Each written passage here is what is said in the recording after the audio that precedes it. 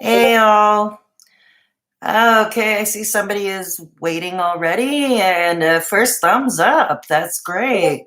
We'll wait a few minutes to see a few more coming into the chat. Annie. That's okay. That's okay. I just hopped on now. I just hopped on now.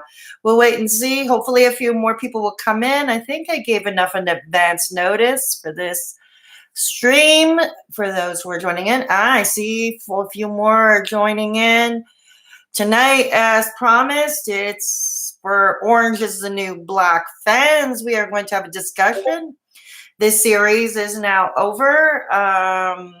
Even if you didn't finish watching it, you are more than welcome to join the discussion. You can discuss. It became one of my favorite shows. It's something mainstream cable would never play, in my opinion.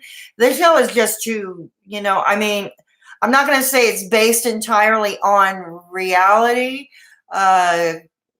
Christina Randall, for instance, who runs a channel on YouTube, she's been in prison.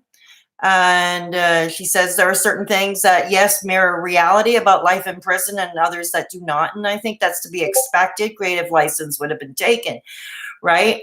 Okay. So,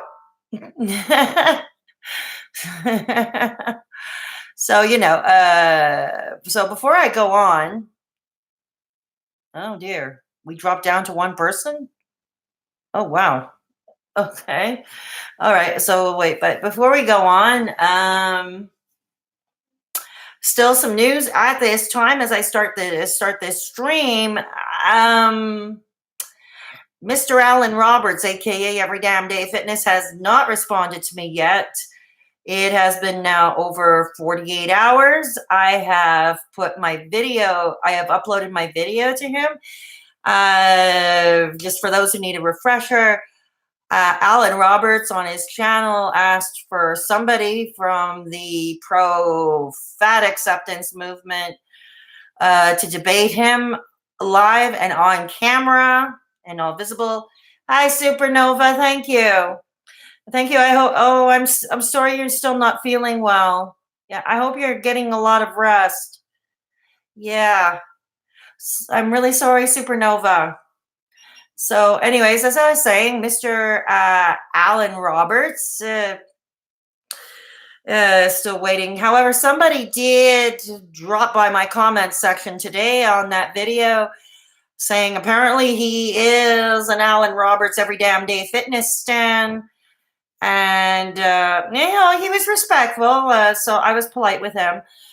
And he said he would try to make sure that he sees my video. And he even sent me a link where I can watch Fatopia, sort of to be on equal footing, without my having to go through the mess of giving up my credit card number to Amazon, which I know is a bitch. I did try out the 30-day free trial period a while back for Amazon Prime TV, but the thing is, you have to, like with most, you have to give out your credit card ahead of time. And then when I made a notification, I wasn't crazy about the programming. It's even worse than Netflix. I no longer want to be subscribed to it, but nonetheless, Amazon took my credit card number and had me subscribed. Finally, it took a mess to get the credit back on my card that I was no longer interested in being, So I haven't watched Fatopia yet, but I will be able to rent it for a one-time shot from the actual film's website. So what's his name, this commenter? His name is, because he has a difficult name to remember. Deefy, if he's hearing this, I'm butchering your name. I'm terribly sorry. I really don't mean to. Deefy or Defy Alaladia. Okay, so thank you for sending me that. I will definitely watch the movie. If anybody wants me to upload a video reviewing Fatopia, regardless of whether Mr. Alan Roberts gets in touch with me or not, let me know either in the live chat here or down in the comments below. And so, and I'd be happy to do upload my own review of the film. And I already did plan to do a video. I already did plan to upload a video at some point soon, uh, trying to do a continuation of why I am pro fat acceptance. And it will come with a lot of links, a lot of scientific data and research, because thank you, Annie, because let's face it, the whole move more, eat less, okay, it's a trope. It's a meme that no longer works. It is no longer reflected in reality. And I think it is way more complex, like people like Alan who like to say nobody who is obese can be healthy. Nobody who weighs, well, yeah, okay, I'll agree. Somebody who weighs 500 pounds, even 400 pounds, and to some degree 300 pounds, depending on height, stature, I agree that is not a natural state for a human body. But by the flip of the same token, it also doesn't mean that we treat them as less than people. We don't treat them as less than people. But I do believe somebody, in the 200s, while overweight, maybe even classified as obese, can be in fairly decent health. If one were to take their labs or take their blood pressure or their vitals, one can still be healthy. Likewise, skinny people can be unhealthy, right? I mean, just to give you a brief example, myself, the one stint I actually bordered on underweight and I was a size 5, it was in the 90s when I was working as a stripper, right? And when I was a stripper, I was also hooked. That was at that time I was hooked into cocaine and into speed. And I had a drug addiction. So, we all know speed is an amphetamine, right? It was found in most diet pills. It's an appetite suppressant. So is cocaine, largely in part, especially if you put it up your nose. And I'm sure, I never did drugs intravenously. I never played with needles. I have seen people treated horribly. My best friend had good health, but she did struggle with people being ugly and mean. I saw it happen throughout high school. Yeah, exactly. It's almost like we've never left high school, right? Yeah, exactly. Yeah. And so was I growing up as a teenager. I was an overweight child myself. And I struggled with the bullying and the ostracization. Not as bad when I was in special ed because we were in our own protective environment. We had our own little corner of the schoolyard that we were kept from everybody else. So it wasn't nearly as bad. And that's one of the reasons why I always believed I should have remained in special ed, at least, But that's another video for another time. But back to what I was saying, in the 90s when I was a size 5, even my mother, for the first time, she'd see me for lunch and say, "Oh my God, you look gorgeous. Oh, you look gorgeous." And the only time she ever told me that, ever. But here's the thing, what she didn't know was I was also putting a lot of speed and a lot of coke up my nose. Thus, I wasn't eating. And not only was I not eating, the amphetamines, that I was on and all that, it sped up my metabolism to unnatural rates. And as such, I was on the road, I was stripping, not cooking meals. I was also a vegetarian. You go to rural areas, you'd be hard pressed to find vegetarian fast food or any vegetarian options, particularly over 25 years ago. So, what I could eat was limited. And yeah, what I could eat was very, very limited. So, yes, I ended up with a vitamin deficiency. I ended up with malnutrition, and this was found through labs. But hey, I was skinny, right? So I had to have been healthy. I had to have been healthy, right? Well, not quite. So, anyways, so that and a few other reasons. Like I said, I'm going to be doing a future upload about my part. I'm not part of any formal movement. I'm pretty much a lone wolf. I think for myself, this is what I pride myself on.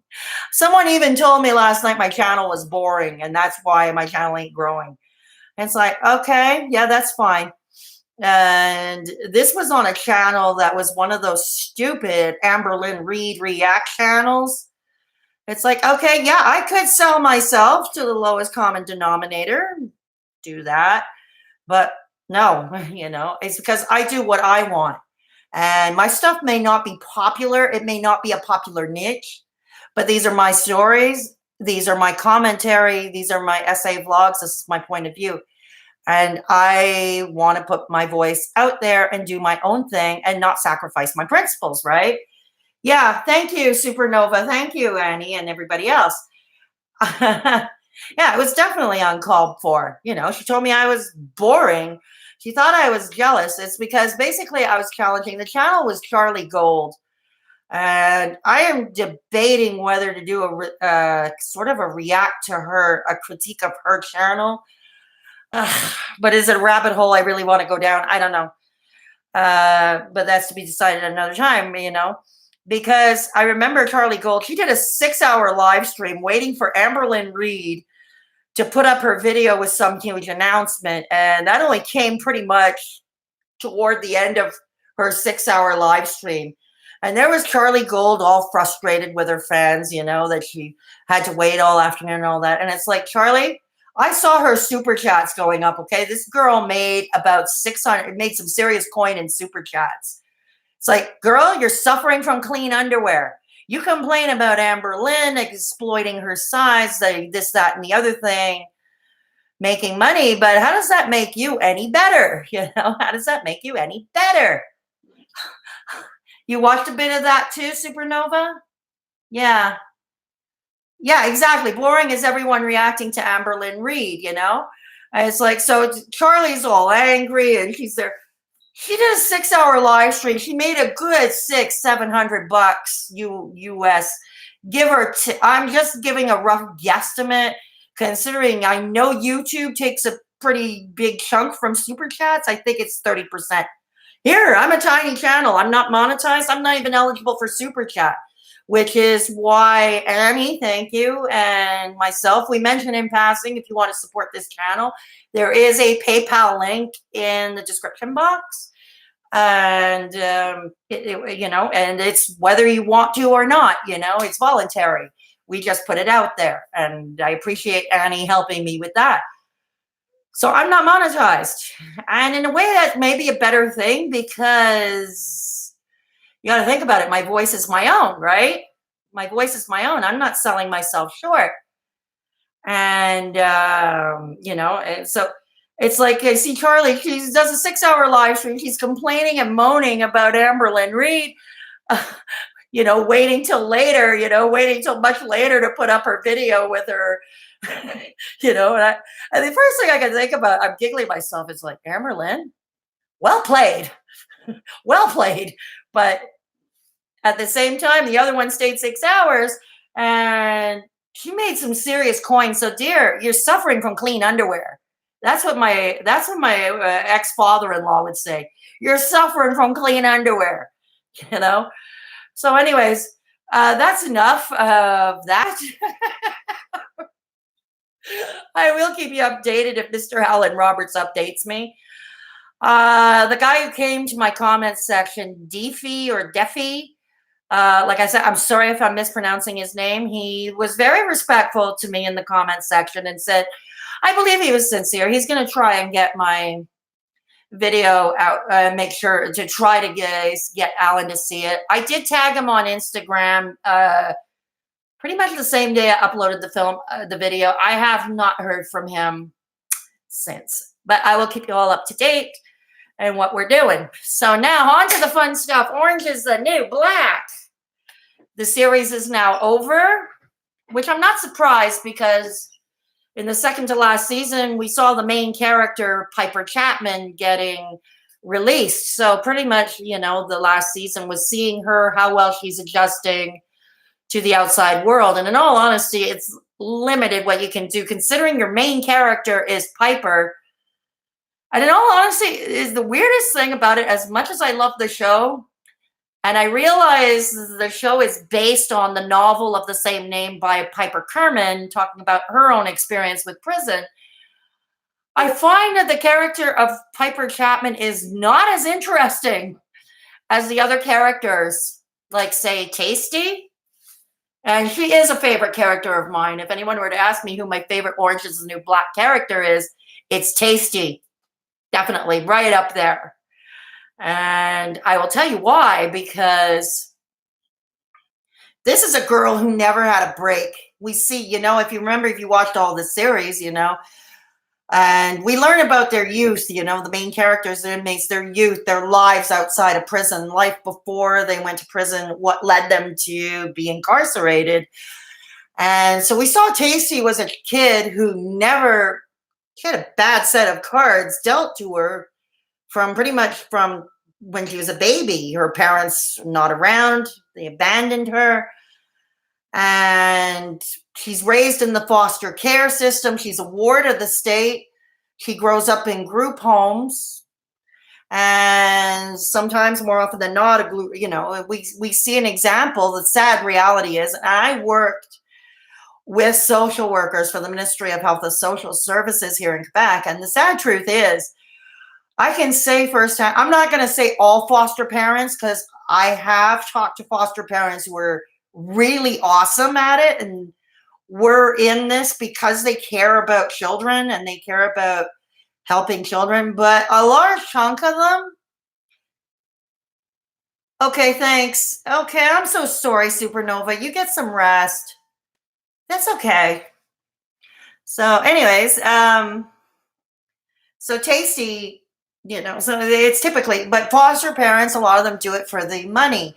Group homes, I imagine in the United States, apparently it looks like she grew up in New York State or New York City. And in the group homes in the inner city would be grossly underfunded and overcrowded, predictably, right?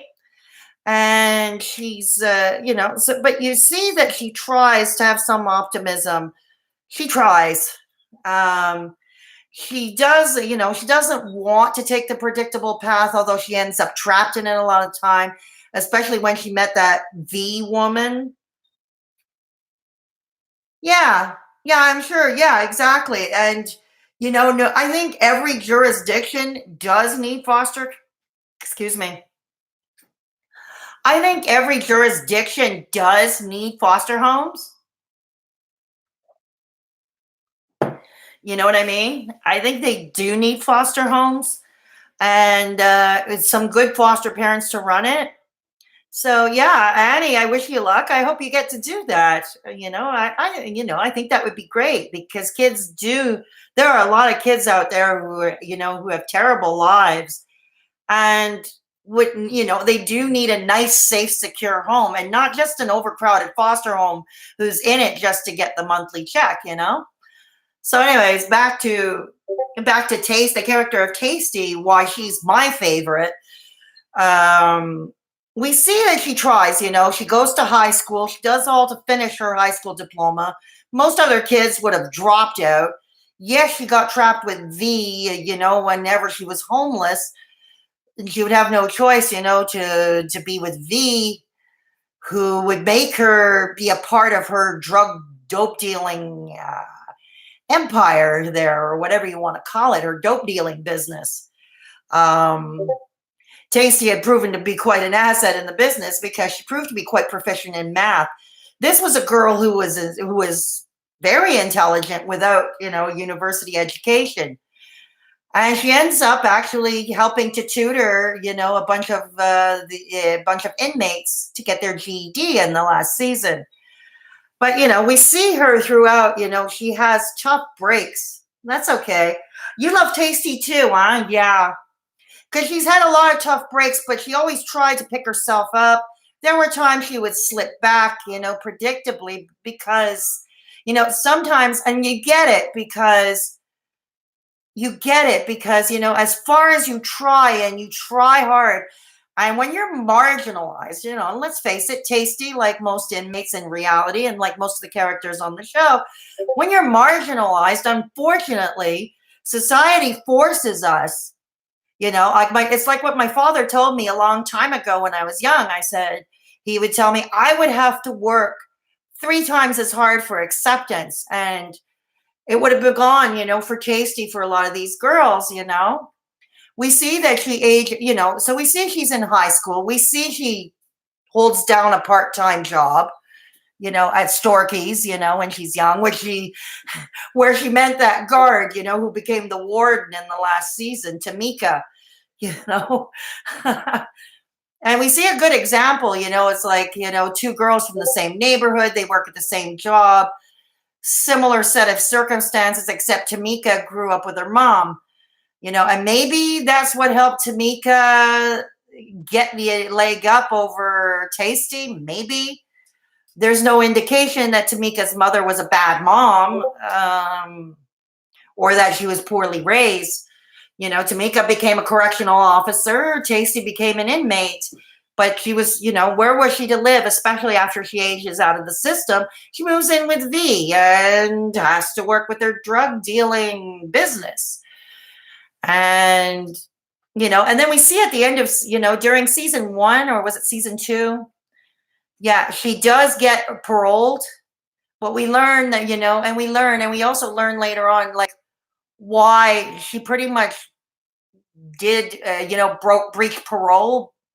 She broke parole on purpose to get back in, because the sad thing is we see that, like, in real life, in real life too. If you watch any of the prison channels, people like Christina Randall, she's a great channel to watch if you want to know prison stories, especially women's prison stories. Yeah, that's the sad thing, if you've been institutionalized, you've been in jail. Sadly, there was no leg up. And this is why a lot of inmates, a lot of convicts, they reoffend, because there was nothing to help them when they get out. More often than not, they don't have a cent to their name. Maybe they're given a bus ticket, maybe not. They often leave. Maybe they come in with the clothes, they leave with the clothes they have on their back. It is flawed. Exactly. It is very flawed. This is why we see, the system is very flawed, no question. And it's demonstrated with that, so we see Tasty back in after parole. We see, and then, and we see once again, even in prison, what I liked about it, because V became, for one season, the mother. And apparently this happens in real life in women's prisons, like in men's prisons, it's gangs, the street gangs, they take their gangster cliques on the inside, with apparently women, it's more families, like you got a mama and you got a father figure, sisters. They run sort of like a family unit, if you will.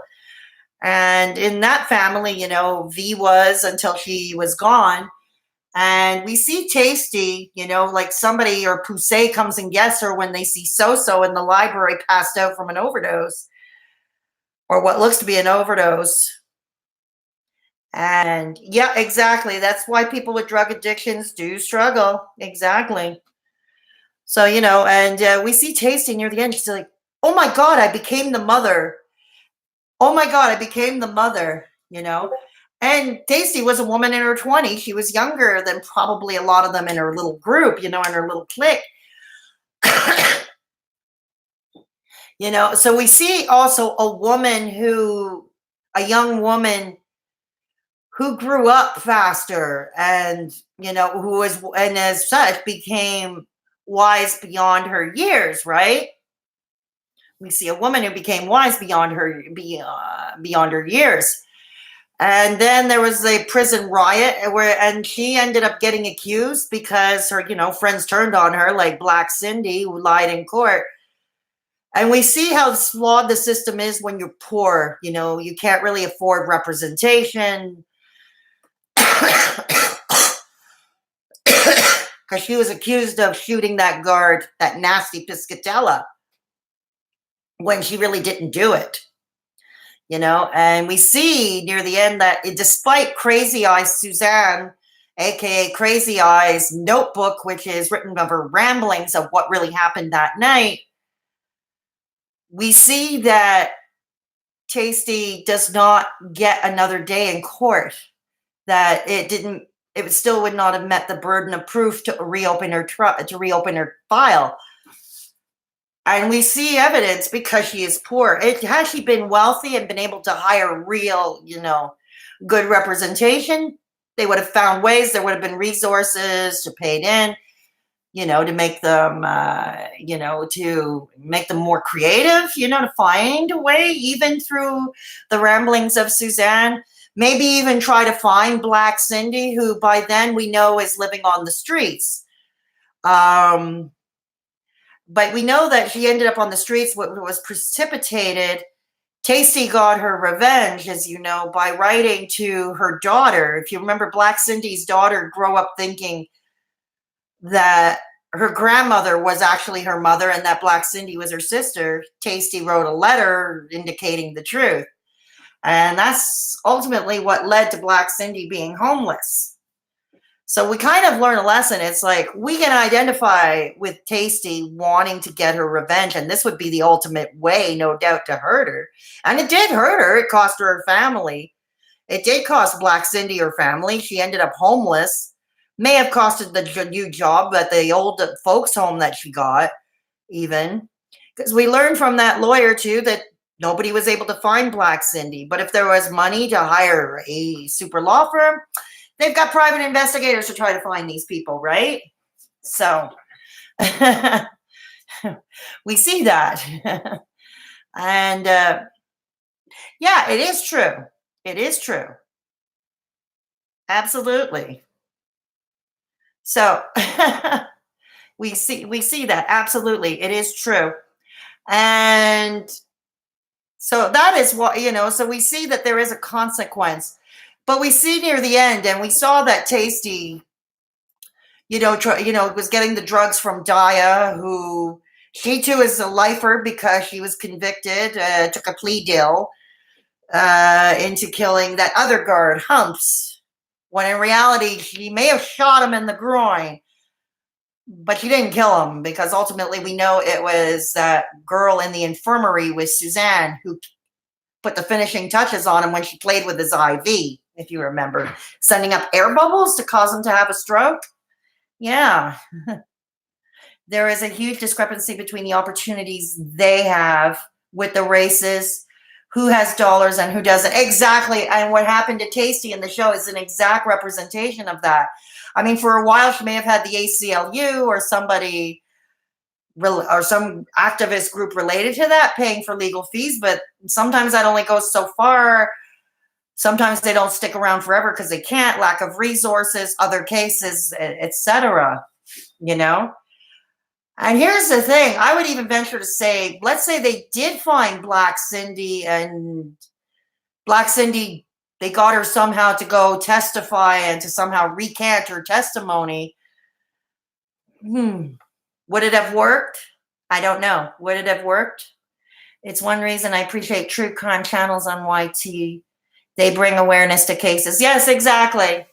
And, and these cases need awareness, and I think, and I think that's why the prison channels, back to the prison channels on YouTube, people like Christina Randall, people like Joe Guerrero of the After Prison Show, and a few others, because, like with Orange is the New Black or whatever, it brings a human face to an inmate. And we tend to view inmates as not as people. We see them as these horrible human beings. Yes, they are seriously flawed. And yes, some of them are monsters, are irredeemable, do not deserve forgiveness. People like, who harm children, for instance. No, absolutely not. Absolutely not. But, you get somebody, who went into dope dealing, or they made a mistake during their youth or whatever, and they're paying for it. It puts a human face, on them. Why did they do that? I mean, the mother-daughter relationship between Aleda and Daya, for instance, it's like, it almost brings you back to a modern-day inner-city version of Mommy Dearest, the book by The book by Christina Crawford. Hey, Nicole, good to see you. Yeah, good to see you. We're talking. Yeah. So yeah, it's like this mommy dearest relationship, between Daya and Aleda. And we see, in the last season more about Aleda's youth. It's cyclical, obviously. Aleda had a terrible mother, and Aleda in turn inflicted it on her own daughters. And you know what? Odds are, okay, Daya's in prison for the rest of her life. The odds of her reproducing again are slim to none. But there are other daughters on the outside. Aleda has other daughters on the outside who could sadly easily end up with the same predicament and, having a bunch of kids. They did. Yeah, I love it too. That's why we were talking about it. So I want to hear from you. Who are your favorite characters? Nicole, Annie, who are your favorite characters? Yeah. That's what we're doing. We're talking about the show, but we're also talking about, ideas in real life and such. So who are your favorite characters? Or a relationship that you found interesting about the show? Like, I always found the relationship almost humorous. It was humorous at times. Big Boo and Pensatucky. Anybody remembers that relationship? They never were. You like Tasty too, Nicole? Yeah, Taryn Manning's character. Yeah, that's Pensatucky, aka Tiffany Doggett. That's Pensatucky. Yeah, Pensatucky. I liked her for other reasons. This was a character who evolved. They say when you write, whether it's a novel or you write a play or you write a screenplay, and you should see some kind of arc, a character arc, and like evolution, devolution, or whatever. And we see that Pensatucky did. We saw that she started out in the first 2 seasons as a villain. She was a religious nut who misinterpreted, but she was also using a Christian group who used her. They were using each other, basically, if we recall. Pensatucky was in for shooting up an abortion clinic, and simply because the nurse didn't respect her. But then some religious anti-choice group approached her about paying her legal fees. They pay for her commissary while she's on the inside. And they try to turn the defense around to their cause célèbre, which is, trying to reduce abortions. So, you see the reciprocal, they're using each other. But we see later on, Pensatucky believes that she's actually this chosen faith healer. And anybody who doesn't follow is going to bloody well get it. Then we see after, pretty much after she was beaten up, she tends to change. She gets new teeth. She befriends Big Boo, somebody she never would have been friends with to begin with,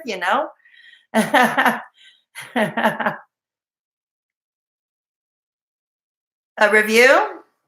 Okay. Yeah. So, yeah. So, that's an interesting relationship between Pensatucky and Big Boo. The last season that ended, how did you feel about how the show ended? How did you all feel? So let me know in the live chat. Did you think it was an appropriate ending for all of them? Did you feel the loose ends were tied for most of your favorite characters and most of the main characters? Like pre-recorded, because a lot of people look for those type of videos. Yeah, exactly. Yeah. Okay. Okay. No problem. Um, but that's what, yeah, I can do that. Yeah, I can do an upload later. Sure.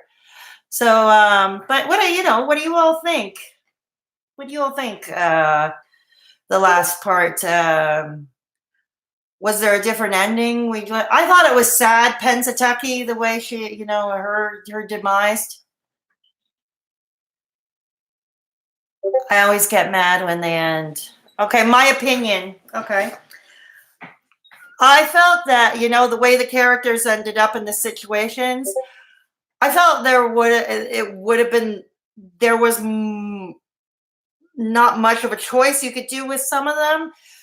It's nice we got to see a glimpse into the other prison after the riot, the prison in Ohio, because Alex Voss ended up transferred there. So I think I like that we got to see, these women. I really liked it when Yoga Jones was talking to a new girl the same way she talked to Piper on the first episode. Think of your prison stay like a mandala. I thought that was like appropriate. I thought that was totally appropriate, for Yoga Jones to do that. And the way we end, we see Watson, Janae Watson, running on a track. It's what she does.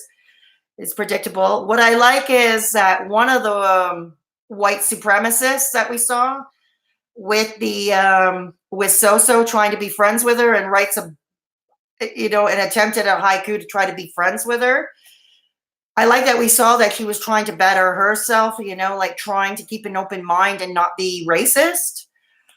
I am happy, I was glad to see Tasty ending up helping other inmates. She, instead of trying to kill herself like what she was originally doing, after learning that she was never getting out, I see that Tasty decided to do something positive by teaching girls how to make, by starting the loan program and teaching women how to make a budget, when they get out and stuff like that. So I like that she still ended up on top as she could be. It's amazing we see these two women, Tasty and Daya. We see that Daya turns, worse than the mother. I think that's a loose end that should have been tied. We saw the last that Aleda was attacking Daya because she had found out that Daya had recruited her little sister to bring dope into the prison for her and her gang. And of course, and so we see that in a lot of respects, Daya became even worse than her own mother. A lot worse than her own mother. As bad and as much of a shrew as Aleda was, Aleda probably would not have ever brought her 13-year-old daughter into the dope business. Yeah, they do. They do. And here in Canada, they got cut over the years too, and yeah, they got cut over the years. So yeah, they got cut over the years here in Canada. But anyways, they are leaning towards privatizing prisons here in Canada as well, believe it or not, Ha! Ain't that a hoot? So what we did so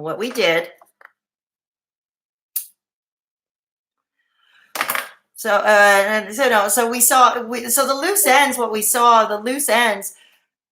Did Aleda actually kill her daughter? Did she actually kill Daya? Does Daya end up in the infirmary? We don't know. Maybe, I don't know. Sometimes endings with a little mystery, when there's an ending, does everything have to have everything tied up nice and neat in a nice little box? I don't know. What do you think? And it shows the cycles for families, how they can cycle for continue for imprisonment. Yeah, exactly. And Aleda and Daya are a perfect example of this. They are a perfect example. That's okay. Typos, I make them all the time. That's okay. So yeah, so we do see, it is cyclical, from the family, the daughter, and we see Aleda, we see backflashes of Aleda to her childhood, and where do you think she learned all this crap? From her own mother. Her own mother treated her like crap. In turn, Aleda treated her daughters like crap. She treated her own kids like crap. So we see the cycle of abuse, we see, child abuse is often a cycle. And make no mistake, Aleda was abused by her mother. She in turn abused her own children. So it's a classic example, the vicious circle. I like that, so I like that Gloria got to get out after all. Loose check once in his life. Well, every so often we see Loose Keckle do the right thing and stand up for an inmate. But most of the time, yeah, he's a spineless coward looking for an extra buck, and makes money. Joy to the World talked about the same concept. He saw how her brother selling drugs and saw it as a way to get respect and money. Same for abuse. Yes. Yeah, I would agree. Well, that's how I got into the drug business myself. Excuse me. That's how I got into the drug business myself. You know, that's exactly how I got into it myself. I had been bullied my entire life, my entire youth and my childhood. I had been bullied and ostracized. So what did I do? I joined tougher kids, I was introduced to drugs. I ended up doing all kinds of crazy shit. Yeah, that's exactly how it happened. The tough kids were willing to take me in their wing and off I went. But, later, the stripping came later, like I said, when I had to leave my ex, because I had to flee town in the middle of the night with almost nothing in my pocket. But yeah, we see that. So joy to the world. So we see that, and I think that's I think that's quite a reflection. The Diaz family, if you will. You know what I thought was sad though. My least favorite character, because I thought she was just too damn bitchy. One of my least favorite, anyway. Ramos. You remember her? Ramos, Maritza. She hung out with Flaca, the other Spanish girl with the bangs. You know, she was my least favorite because she was so one-dimensional. She was just such a one-dimensional character, right? Yeah, exactly. You know, we see at the end she was paroled, from her prison in Ohio, but she ended up getting swept up in a nightclub, by the ICE people. And she didn't have her ID on her, so she was sent to a nice detention center. She had believed, you almost feel sorry for her because she's not a sympathetic character, but you almost feel sorry for her when she learns the truth from Flaca and Gloria, from her mother, that her mother lied to her all these years, that her mother,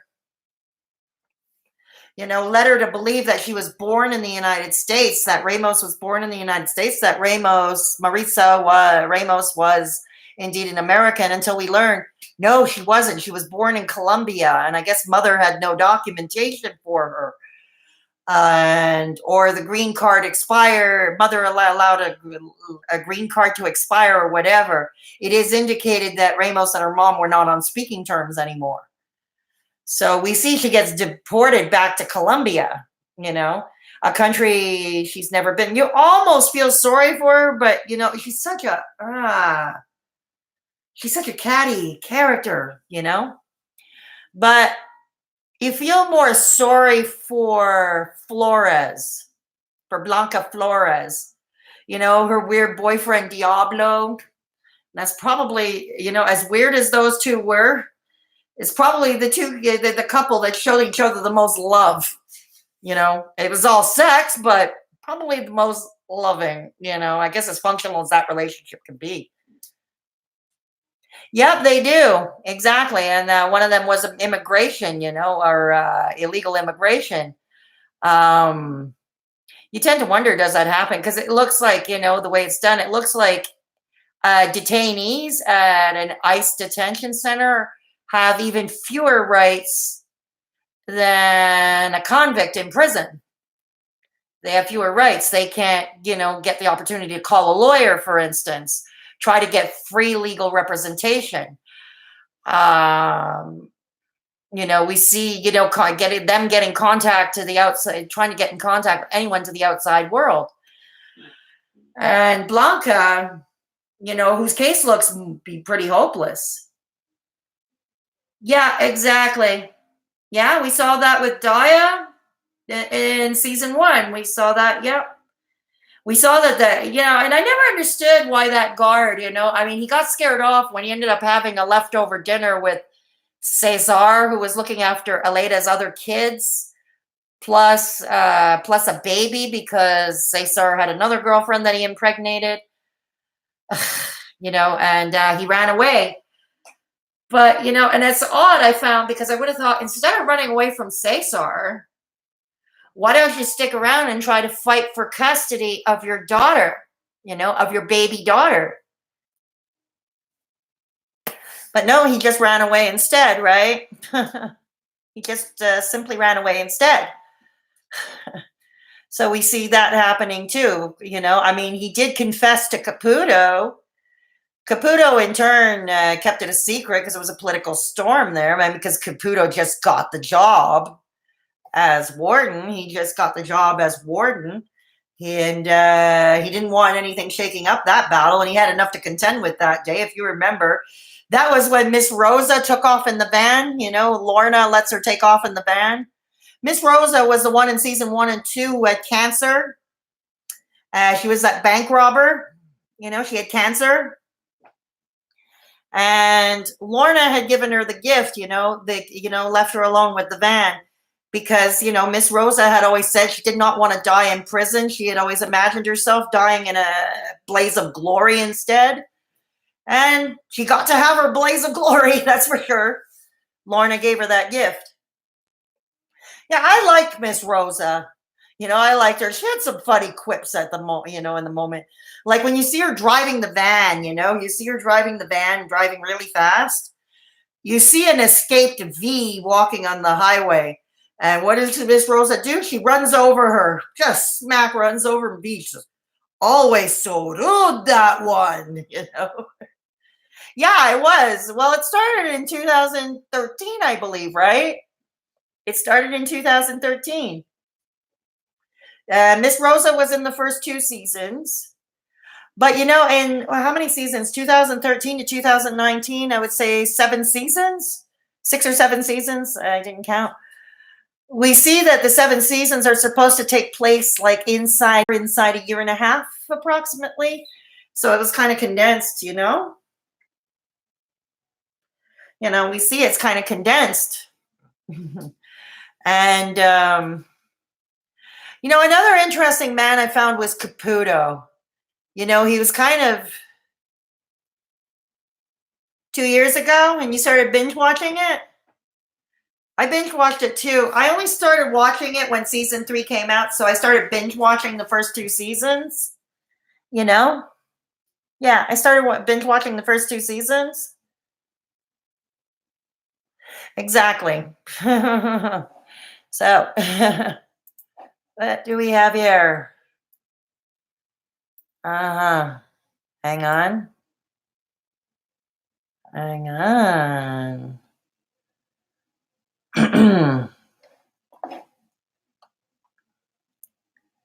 Okay. Okay. Okay. Sorry, I just had to check something. Sorry, I'm being so rude. And so yeah, the last season, I think the last season we saw with what maybe could have had a different ending. Pensatucky could have had a different ending. And I thought that was so sad, bittersweet, Pensatucky goes into the laundry room. She finds a girl getting stoned. And she wants to partake in the drugs because she believes that she failed her GED exam because Luschek was too lazy and didn't bother checking out, with the exam invigilator about giving her extra time that she would have needed. That's usually given in a lot of school systems to kids with learning disabilities like dyslexia. I know I had that accommodation too. For my dyslexia, when I was in university, I did have the accommodation to take longer with exams. Yeah, Pensatucky, But we also see, when we see kind of like a ghost, her spirit, and raising her arm like that, it's probably symbolizing, we see the symbolism. I think it symbolizes her freedom, like the only time she saw freedom, because even before she became an inmate, she was sort of in her own prison, abusive, poverty, poverty-stricken family, absentee father. When he's back in the picture, he's abusive, he's a gambler, he ends, in and out of jail. We see that she's not educated, doesn't have a high school diploma, gets in bad relationships with men, gets into the meth, becomes a meth addict. And yes, sadly, she, a lot of unprotected sex, obviously, because she had we see in her history, she had a lot of pregnancies, all of which were aborted. She had to have an abortion. Now, this is not a discussion about abortion. I'm not going to do that now. But I'm just pointing out that was her experience, which, it's an important part of the story because that's exactly, again, what led her into prison because she shot up an abortion clinic, So it's kind of like she was already in her own prison during her youth before she was incarcerated, trapped by poverty, ignorance, all of that. And that was probably, when she died of that overdose, whether it was an accident or on purpose. And that's another loose end that was never tied, that was never ascertained really, was, did Pennsatucky OD on purpose? Or was it a complete and total accident? We don't, that's another loose end that really wasn't tied. Was it intentional? We know she was depressed because she didn't get her extra time for the exam and thus she was convinced she failed. But we see how sad, because Tasty gets the envelopes, the envelopes with all the GED, the high school certificates for the inmates who passed the exam. And we saw, despite not having the extra time, Pennsatucky did indeed get her GED. And it's just too bad she was not alive to enjoy, to revel in that, because it probably was the biggest achievement in her life, the biggest positive achievement in her life, either as an inmate or out in the real world in her real life. That was her biggest achievement, getting that GED. She fought the odds. She fought the odds. She was not confident. She honestly thought she was doomed. But I have to see on the comical side, her relationships, like with Big Boo. And then her relationship with Suzanne, with Crazy Eyes, because Big Boo had gone to Ohio, right? One character I was disappointed in, this is a character I think we all love to hate, Linda, who worked for the corporation that owned the prison. If you remember, during the riot, she got caught up with the inmates and ended up being an inmate.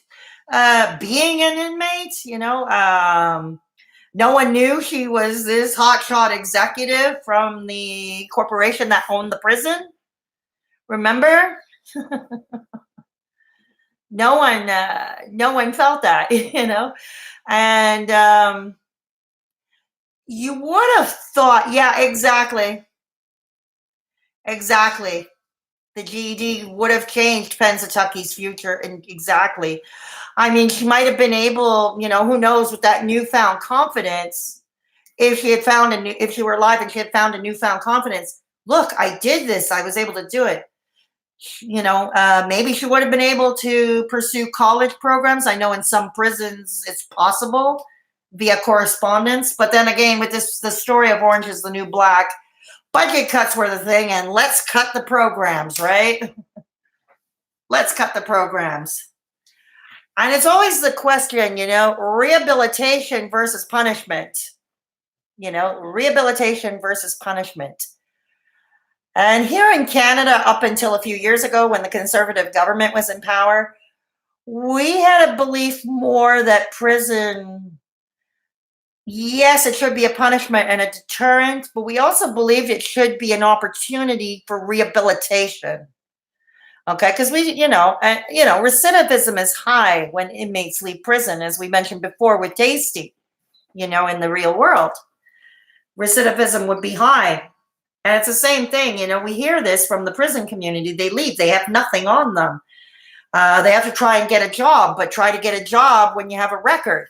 But anyways, yeah, Pensatucky could have done stuff, so it's disappointing. But I thought, the eerie spirit of her outside the van It was probably the only time she experienced freedom in her entire life, you know? But Linda, I was disappointed in because I know there are one or two ways she could have gone, you know? The route that she did take,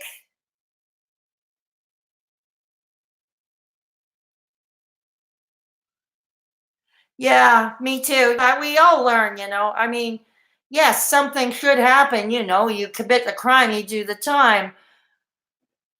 But I also think it should be rehabilitation, and I think recidivism needs to be reduced.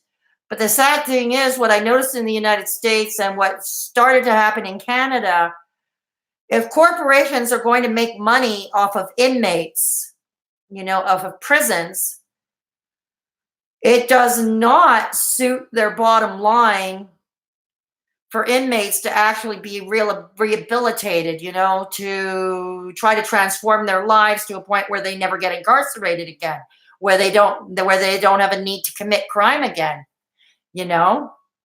The temptations are always there. But Linda was the total villain. You would have thought her experience as an inmate in the middle of this prison riot would have taught her some humility. I mean, hell, she even had a near lesbian relationship with Big Boo, right? Yeah, exactly. You know, she had that relationship with Big Boo, you know, and you would have thought Linda might have brought her some empathy, you know. She would have learned some empathy, maybe. No, she didn't. What does she do when she gets out of the situation? She blackmails her boss. She threatens, like, either I'm going to sue you or you give me this promotion and this, that, and the other thing, and a bunch of other perks. And she becomes even bitchier than ever before. You know, and it's funny because we see in the first two seasons Natalie Figueroa, the politician, the politician's wife, so to speak. We thought she was the bitch, you know, running the prison, but we see Natalie Figueroa later on lose some of her bitchiness, and when she's running the ICE center, you know, we see Natalie Figueroa having a more humane approach, like with that woman who spoke only Quiche, which is a Mayan language. I researched that. It's mainly spoken in the region of Ecuador, of Ecuador, if I'm not mistaken. It is a Mayan language or a native language, native to those parts. And the poor woman, you know, nobody understood her. She didn't speak any Spanish even. And we learned that she was pregnant. But finally, you know, Natalie Figueroa gets her an interpreter to figure out what's going on. And only then we figure out, because she was raped trying to get into the country, she did not want to keep the baby. So she was trying to do everything, you know, to miscarry. You know, I mean, how desperate do you have to be, right? All desperate women. Yeah, exactly. You know, so, you know, Natalie Figueroa does a song and dance with her own doctor to get, you know, the abortion pill or a morning after pill for this Quiche woman, Quiche woman, because she can't even get the guy who runs the actual detention center, the ICE guy, Litvac, or as he was called, Clitvac. Clitvac, I thought that was funny and very apropos. She couldn't even get him, you know, to arrange a transportation, because it turned out she wasn't his boss. They were like equal. Their jobs were like equal. So neither was the other's boss. And so neither could force each other to do anything. Like Natalie couldn't make Litvak do anything, and likewise he couldn't really make her do anything. So, you know, she goes to plan B, right? She goes to plan B. And she goes to plan B, which is, you know, she wrangles those pills from her OBGYN to give to that woman. And I think that is the most humane I had seen Natalie, you know. But we saw, you know, as the years go by, she had become more humane. And it was Linda, you know, who became worse. You would have thought, you know, Linda's experience being incarcerated would have given her some empathy, right? But no, no empathy whatsoever. No, no empathy whatsoever. What's going on? Oh, okay. So, she becomes bitchier. She becomes more corporate. All she thinks about is more ways to cut funding, like cutting, the psychiatric services. What looks like it was hell anyway. But you know what I thought sad though? Another sad moment. Red. She was a bright and resourceful woman, a conniving woman, a scheming woman who did what she could to survive, but at the same time, she stayed away from the seedy element of drugs while in the prison, and she could have made a killing. She had the contacts to get the drugs in. She probably would have made more money and gotten more commissary, but she didn't do it. So she stuck to that principle while inside.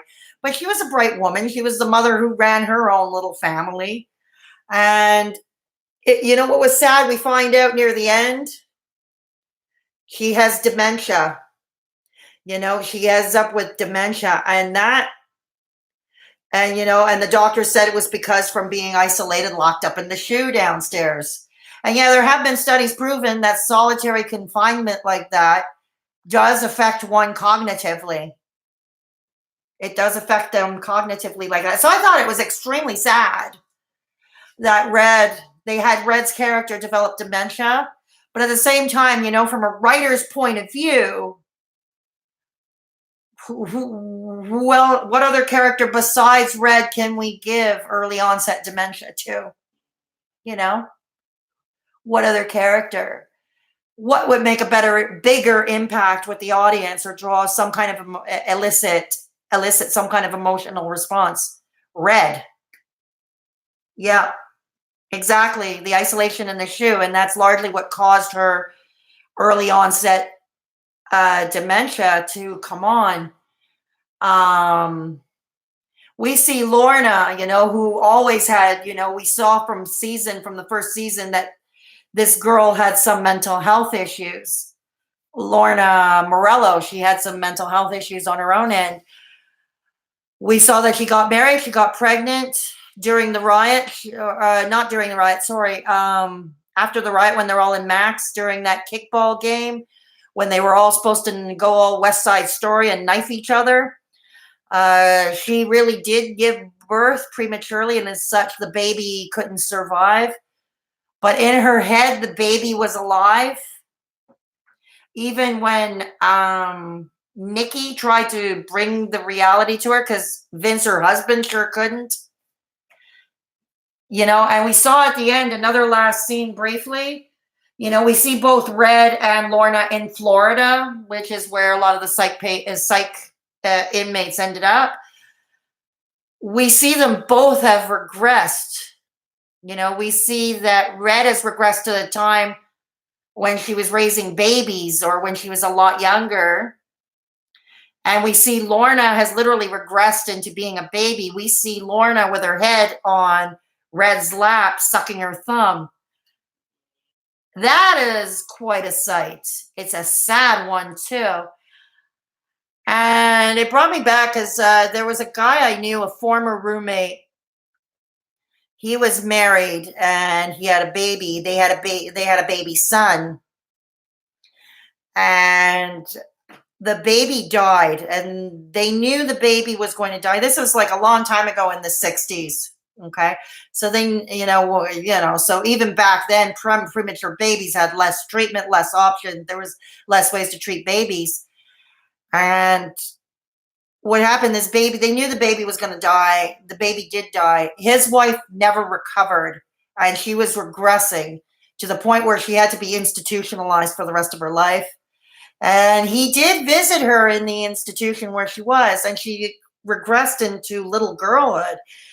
His wife was playing with dolls, literally playing with dolls at the center. So so that's what kind of reminded me when I saw Lorna, when I saw Lorna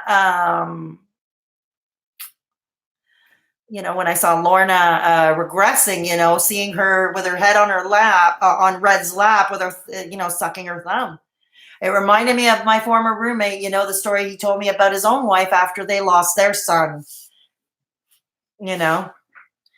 So, some sad endings, but it's predictable. It's prison, I mean, Yeah, not everybody, not everybody gets out, and those who didn't get out didn't. And people get out. And it was a realistic story. You see, the corporation wanted to give early parole to the inmates who had lower sentences, who had lesser offenses, and pretty much had decent behavior on the inside. Why? Because the corporation could make more money by making room for more harder core criminals, lifers, if you will, those who are more institutionalized, Yeah, exactly. Realistic projections, it's about real life. It's about the prison system. It's about prisoners, there are sad endings. There are some happy endings. I thought it was predictable, and it's funny, you put a main character like Piper Chapman. And as I mentioned at the top of this stream, she is not the most interesting character, not by a long shot. She's not. Yes, we do see white collar women, white collar people going into jail. It's not just the poverty stricken who come from the projects. We do see white collar people going into prison, and not always for white collar crimes. We see Piper, who was a bored middle class girl who wanted some excitement in her life. When she visits her ex husband in tears because after Alex told her that she was going to leave her before being transferred. Yeah, yeah, exactly. Exactly. For Piper, yeah, so, it's like, there was nothing, I found the other characters. I realize it's based on Piper Kerman's novel.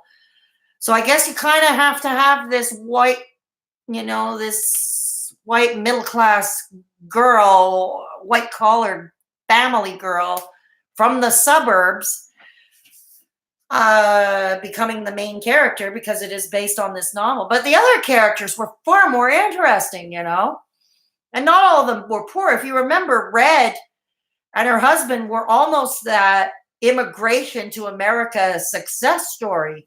They did up until a certain point, and they started getting involved with gangsters, I guess because their store was losing money or they got greedy. Sometimes it's simply that they got greedy.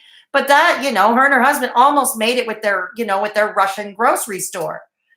Um, with their Russian grocery store. But yeah, either they got greedy or they were losing money and they had to get involved with some rather shady characters from the Russian mafia. Because we see there was definitely background with the Russian mob from New York, right? From Queens. And, but, so just to say, they're not all ignorant and poverty stricken, not all of them. Most of them are, because that is the demographic in reality, but not all of them. But Piper, back to Piper, like I said, she was basically a white collar. And even in the last season, her life on the outside, not predictable. Yeah, she was having a hard time starting over again. She's working, having to find minimum wage jobs. The fact that, yes, parole dictated that she have urine tests, for drugs, she still had to pay out of pocket for those fees, which is hard to do. If you're, how are you supposed to move ahead? You're paying parole fees, you're paying fees for drug testing, which is mandatory. How are you supposed, you're lucky if you can get a job at minimum wage. How are you, it's like, how is someone supposed to get out of that? No wonder somebody might feel tempted to go back into committing crimes like dope dealing or whatever got them into the life of crime to begin with, right? So we see it. No wonder. It's why Tasty, if you remember, broke parole. She broke, she broke her parole and ended up back. It's like, how are you supposed to move ahead? How does one move ahead? And it works. It's not just with inmates either. It's that way in real life too. If you grew up marginalized, and you don't have to have been gone to prison to be marginalized, you grew up marginalized or you ended up marginalized. We live in a society and a societal system which keeps us marginalized a lot of the time, And it's back to what my father told me, as a child. Exactly. Very few businesses go out of their way to help inmates. Exactly. Exactly. Very few of them do. We don't see it that often. Now, that's exactly true. So it's so yeah, it's exactly true. So I think it ended when it had to end. The show, it ended when it had to end. And I think when you have to have a main character that really is not that interesting, like Piper Chapman, it's limited what you can do, showing her evolve on life on the outside. And again, we saw Piper kind of take the predictable route. We see her going on the road, and at first we think, after the chat with her father, that she's going after Zelda, the woman that she met on the outside. But in reality, no, she moves to Ohio to be closer to Alex Voss. We see Alex Voss was her one and true love. And that is one and true love. You're willing to up and pack. Piper's parole was over. She was free to leave the state anytime she wanted, and that's what she did. Instead of going, with Zelda, which might have been better for her, to keep her on the straight and narrow, if you will, but maybe even help her move up career-wise, because it was obvious that Zelda had the connections in the business community, all kinds of things, but at the end of the day, despite the unpredictable future, because even when Alex gets out of prison, let's be realistic. What can Alex do as a career or whatever? What can Alex Voss do? It's what we see. The only thing Alex Voss knew how to do was sell dope, was to move large amounts of heroin. She gets out. She's in her late 30s. Ageism on the workforce, even bigger problem. And you have to think Piper would think. And, we see Piper somewhat, in between, caught in between. She likes the idea of having this straight, clean-nosed, clean life. But the other side of it is she wants to rebel against that kind of upbringing. And Piper wants to rebel against that upbringing. It's as her ex-husband had pointed out. She has a need to be special, right? She has a need to be special. And Piper, so that's probably why Piper ended up, having, a lesbian relationship with Alex Voss to begin with. And as such, we see she moves off to Ohio to be with her instead, despite, it would be an unpredictable future. You go to Ohio, you uproot, you're going to wait 4 years for her, but who knows? You're probably, would these two women end up going all Thelma and Louise? We don't know, and maybe we're not meant to know, because in the show, Alex Voss still has quite a few years left on her sentence to go. So, yeah. So anyways, I thought it was a great show. I've never served time in prison. I've been in a city lockup for one weekend. That's about the extent of my own experience of being locked up. That's about the extent of my own experience. But like I said, watching the prison channels here on YouTube, like Christina Randall, a lot of that is true that mirrors it. But Christina Randall also says there's parts of the show that's not based in reality. And like I said, I think that's normal that the writers would have to take some creative license, for obvious reasons. They'd have to take some creative license, right? So yeah, like I said, my favorite character was Tasty. My favorite relationship was Pennsatucky and Boo, Big Boo. And hi, Judge Squirrel. Good to see you. Welcome. Wentworth. I've heard of Wentworth. Is that fiction, or is that documentary, or is that an actual documentary? Judge Squirrel, is Wentworth an actual documentary, or is it a show, like fictitious show like Orange is the New Black, or semi-autobiographical account? Yeah, maybe I should check it out. Here I am thinking about cutting my Netflix subscription off. I also hear Grace and Frankie is not coming back either. If anybody can correct me on that. And that was the only other show I really liked on Netflix. There's Dairy Girls. Dairy Girls came out with a new season. I need to watch her videos. Who, Christina Randall? Are you talking about Christina Randall, Lanny? Yeah, the channel is called Christina Randall by her name. It's a nice channel. You'll see she's a cool chick. I think you might like her. Look for videos in her channel page pertaining to Orange is the New Black or other prison shows.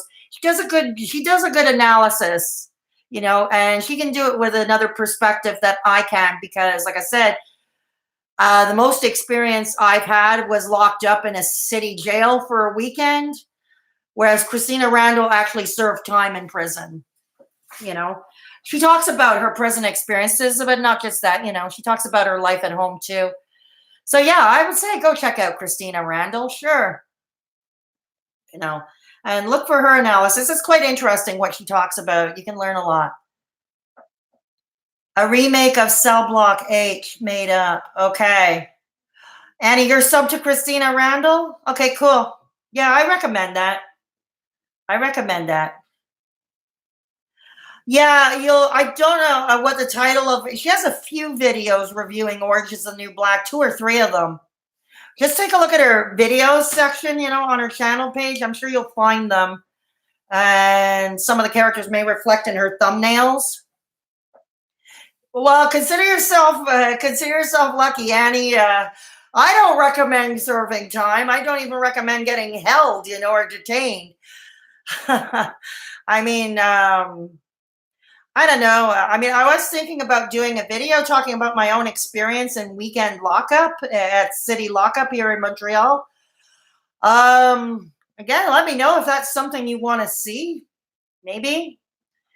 So, a video, but that would be an upload. Maybe not a live stream, but that would be an upload. Let me know if that's something you want to see. Talking about my weekend in City Lockup. Because that was an interesting experience in and of itself, I've got to tell you. That was interesting. Yeah, exactly. No, I don't recommend it. It's not something to brag about. I know a lot of people, particularly young people, might think it is a badge of honor because they don't know any better, especially if they're part of that whole gang life, But no, it's nothing to be proud of. It's an interesting lesson. It might help one grow. I was only detained for a weekend. For charges I ended up acquitted on, and rightfully so acquitted on. It was just a question of I was arrested because of my association with my ex-partner at the time. It was kind of like, let's arrest her, let's bring her to court and ask questions later, and that's basically what happened that's a fact. A lot of women haven't been locked up. Well, that's true. A lot of women haven't been locked up. I sure hope, a lot of men haven't been locked up either. A lot of dudes haven't been locked up. But I don't know. Let me know if that's something you want to see, a video, talking about my own weekend in city lockup. Or you can let me know in comments below if you are catching this stream afterwards. Afterwards. As for Wentworth, Annie, upon Judge Squirrel's recommendation to check out Wentworth. Prisoner Cell Block H was a long-running series prison drama show of the 70s. Wentworth is an updating of the show, very gritty in real life. Okay, well, I suppose before I cancel my Netflix subscription, because I was really about to do it, considering that Netflix really hiked my monthly fees and I don't see any improvement in the programming. And my favorites, Orange is the New Black and Grace and Frankie, are no more. But yeah, maybe before canceling it, I will check out Wentworth of Judge Squirrel. No, that's okay. I'll check it out. No, it's okay. I still have a Netflix subscription. I said I was thinking about giving it up. No, I'll check out the series. I'm always open to recommendations. I'll definitely check that out. Definitely. Um, but yeah, so yeah. So is there anything else? Any other points that I didn't cover from Orange is the New Black you want to talk further about? Anybody? Is there anybody anything different? Something that I haven't covered? Okay.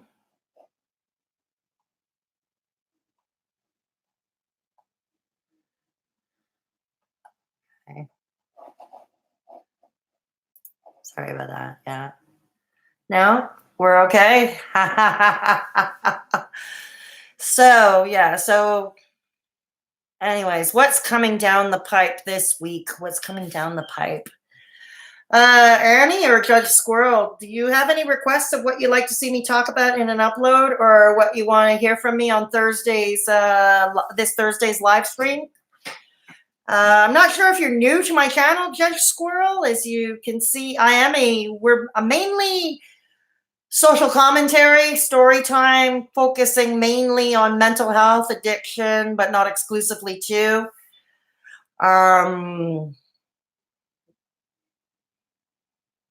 Yeah. Yeah. Well, if Judge Squirrel has an opinion, let's see. Yeah, I'd like to hear it or read it, and as the case may be. Yeah, absolutely. I'd like to hear it, see it. You did love it. I think we all did. Yeah, I think we all loved it. Most definitely. Quiet night tonight, eh? Quiet night.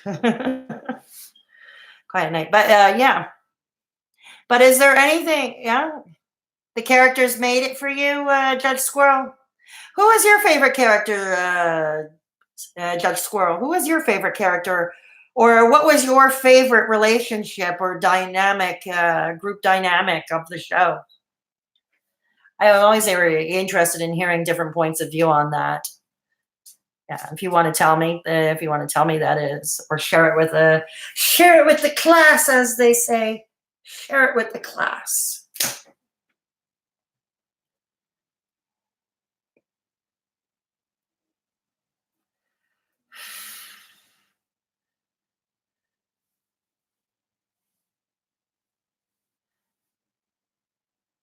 The characters were special. It's Labor Day weekend in the States. Yeah, I know it's Labor Day weekend here in Canada too. Yeah, I probably should have known before doing Florida. Yeah, I know. Dorian, right? Hurricane Dorian.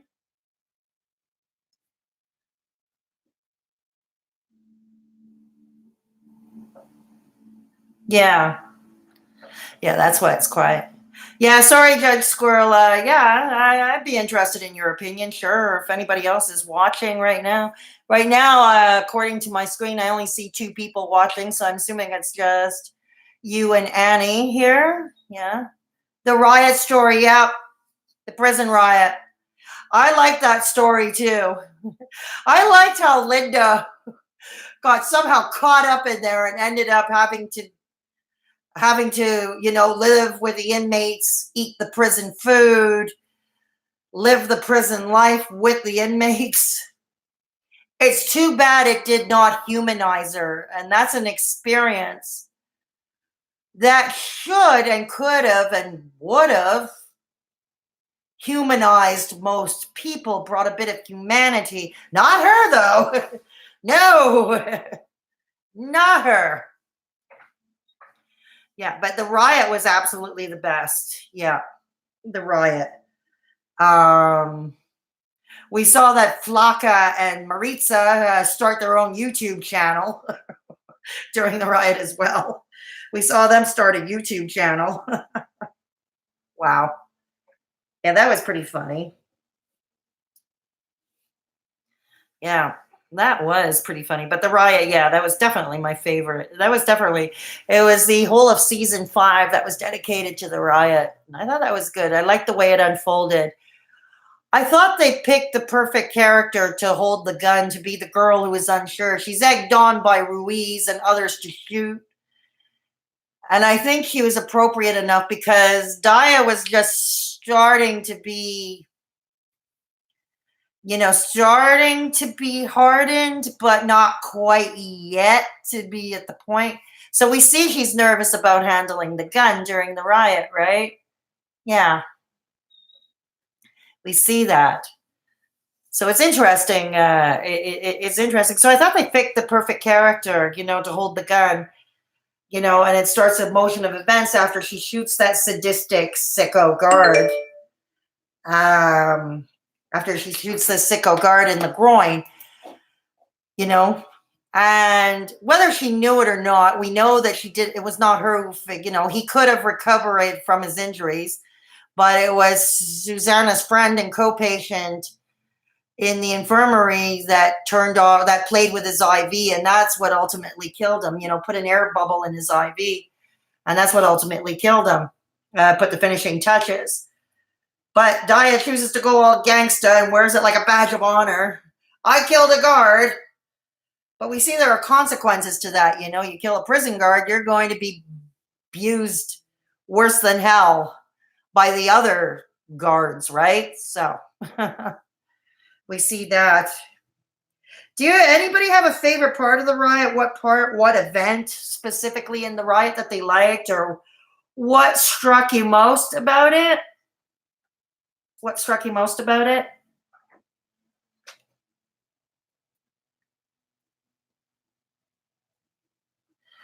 No?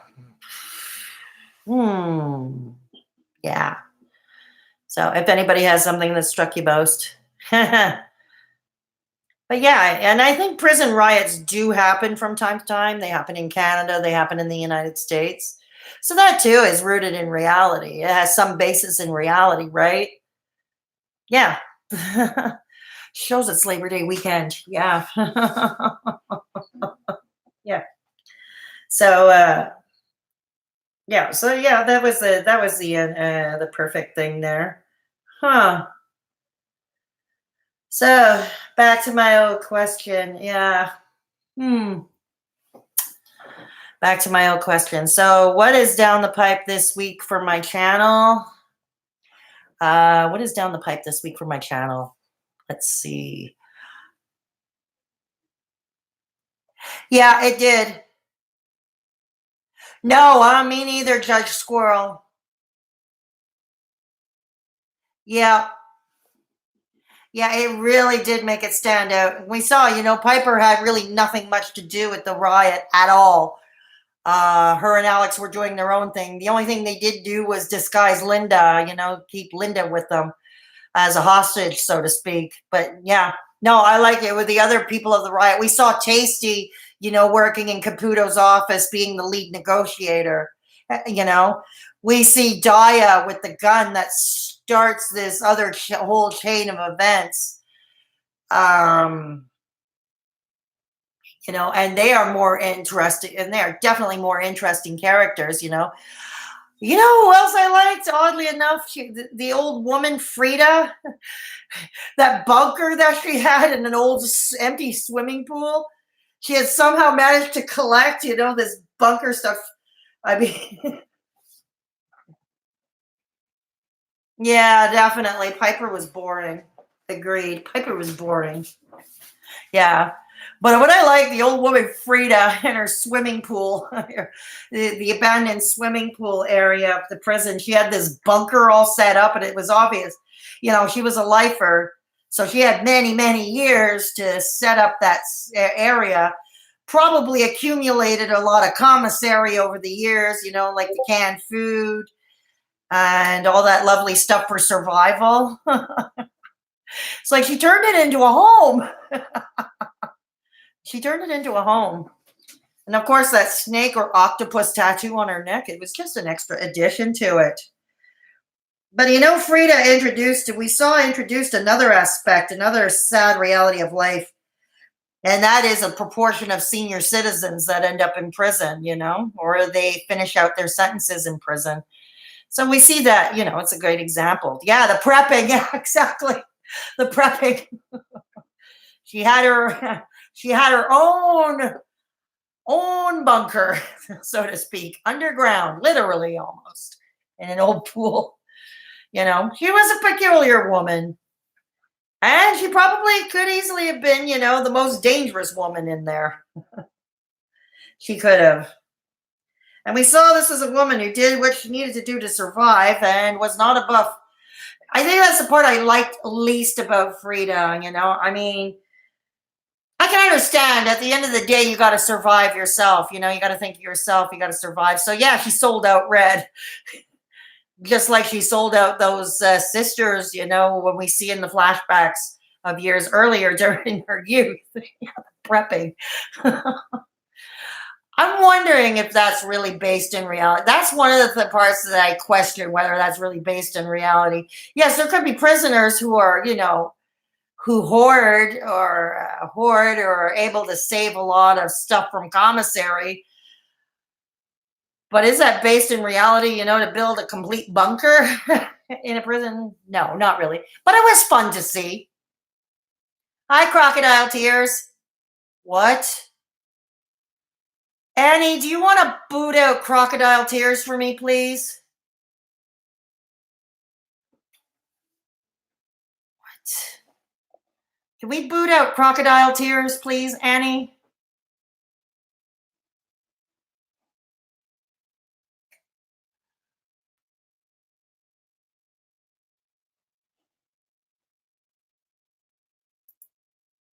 Oh my God.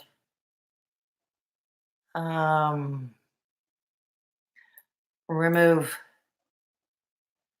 Shit. Oh shit.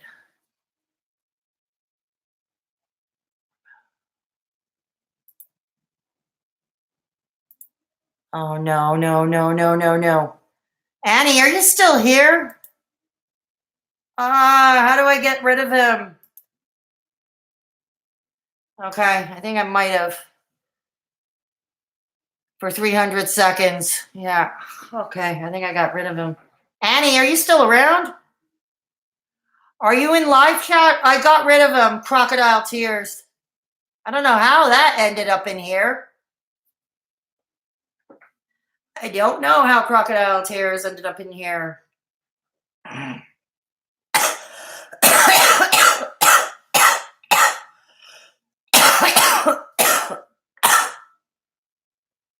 Anyways, I think I got rid of him temporarily.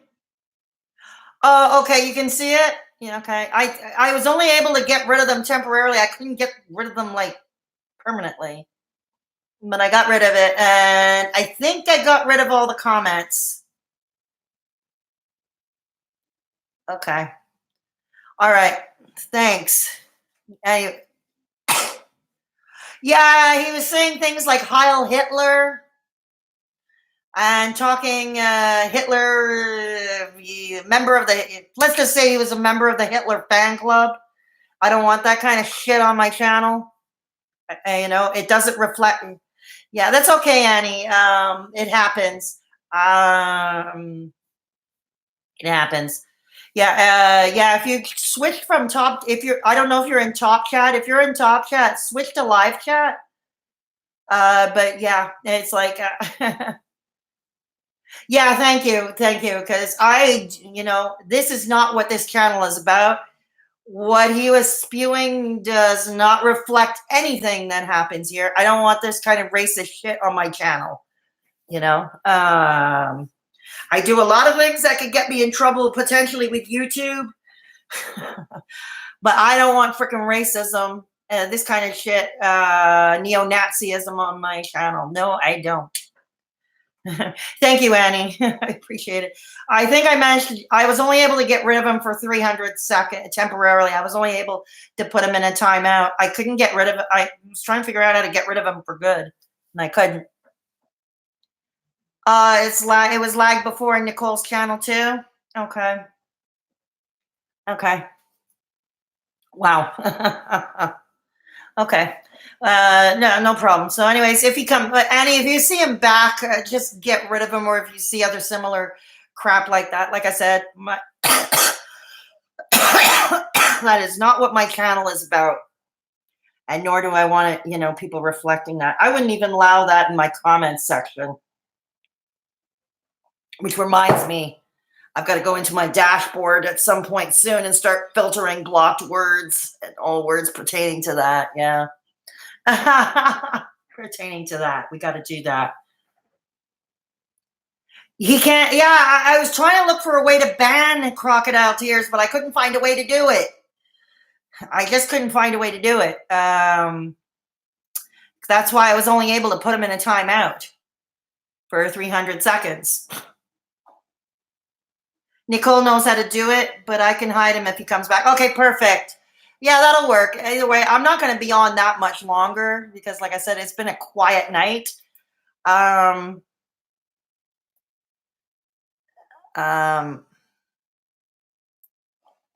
it's been quite a night. A fairly quiet evening, so I will. So, I'm not going to keep it on that much longer. Yeah. But let's hopefully these 300 seconds will be long enough. But I'm going to have to filter my comment section. I'm going to have to filter out my comment section there to ensure. I don't know what those characters are before the crocodile tears. Honestly, I don't. They look weird. Okay. They look very, very strange. So anyways, as I was saying, yeah, isn't it? So I'm not sure. What am I going to do? What am I going to do for this week? Like I said, it all depends. I mean, it's not completely dependent on, but to some degree, it depends whether Mr. Alan Roberts gets back to me about doing the on-camera live debate.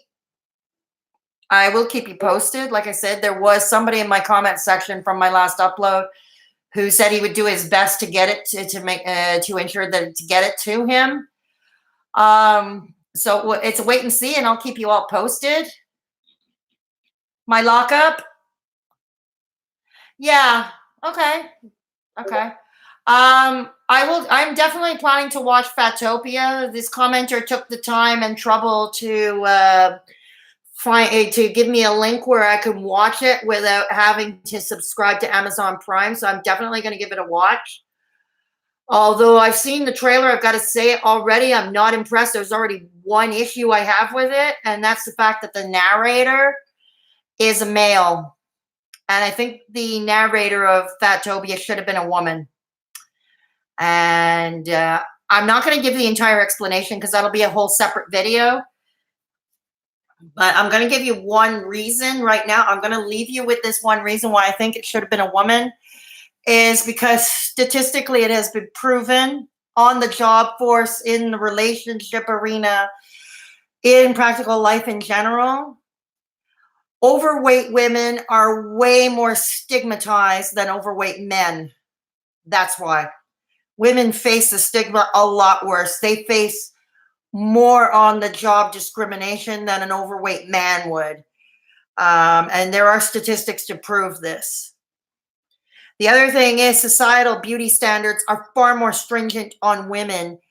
A woman is expected to even have a much smaller BMI than, say, a man would. So it's far more stringent. They expect women to be like super pancakes, right? Overweight men can, like I said, unless they're morbidly obese, they tend to get away with a little more. I'm not saying they don't hit any discrimination, and it's, and that's not to say, and I gotta say, yes, women are equally as guilty as putting women on this higher standard of societal beauty standards, right? I'm not, women cut each other up down to size with the fat shaming and everything like that. So this is not a feminist argument. I'm just simply saying that statistically, overweight women have a much, much harder time dealing with being overweight or obese than a man would. And that's why I feel, like I said, I'm going to watch the film. Maybe Connor Simpson is a very articulate, very animated narrator. But even so, already right off the bat, I really think it should have been a woman. for that reason. But I can elaborate on that in a separate video or perhaps a live discussing. No, I think my review of Fatopia, that's going to be an upload. That's not going to be part of a live stream. That's going to be an upload. My weekend in lockup. That will be yeah, exactly. Yeah. The weekend lockup, I think that I'm going to do that as an upload as well. Because it's more serious. Now, for a live stream this Thursday, as you know, for the most part, I like to keep live streams a little lighter. I keep it, keep the subject of conversation and be more interactive with you, the viewers. I'm hoping this Thursday I have more people joining me. Not neo-Nazis, no. Or anybody like that. No. But yeah, let me know what you want, in a live stream, and I will add that in a pinned comment. As usual, I do plan to leave the live stream up.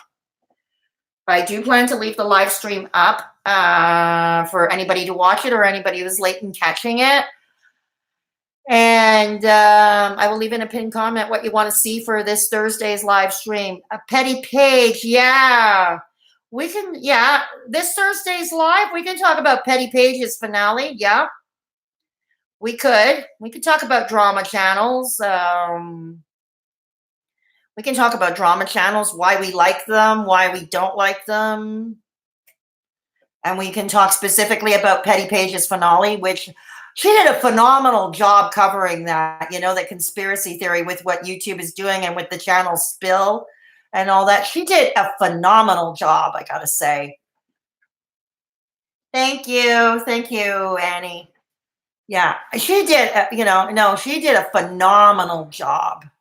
Absolutely. Yeah, absolutely did a phenomenal job. Let's see what's going on.